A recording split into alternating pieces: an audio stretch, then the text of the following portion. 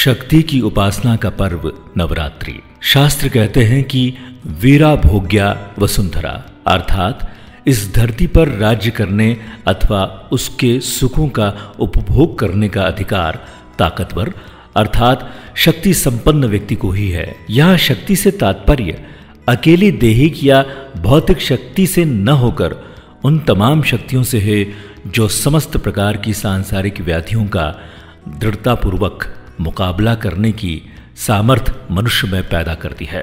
सच पूछा जाए तो हर युग में ये संसार शक्ति का पूजक रहा है।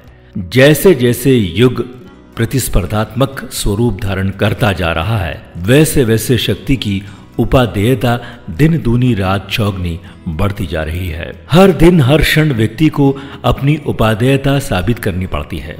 जिसमें अपनी काबिलियत अर्थात शक्ति सामर्थ्य का लोहा मनवाने की क्षमता है, वही प्रतिस्पर्धा में टिका रह सकता है। जब शक्ति की आवश्यकता व्यक्ति को कदम कदम पर महसूस होती है तो उसकी उपासना का विधान भी नियमित होना चाहिए। अर्थात शक्ति की उपासना साल में केवल एक बार नहीं अपितु हर दिन करना चाहिए।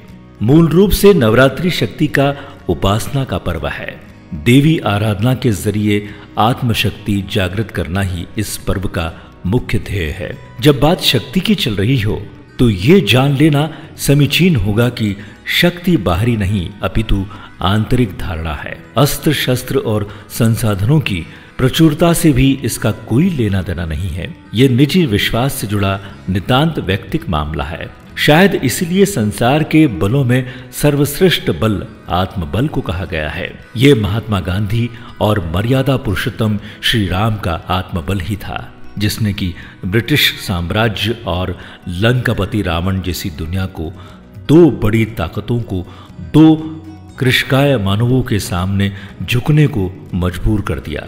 कौरव पांडव का संग्राम हो या कृष्ण कंस का युद्ध, जीत हमेशा सत्य की होती है।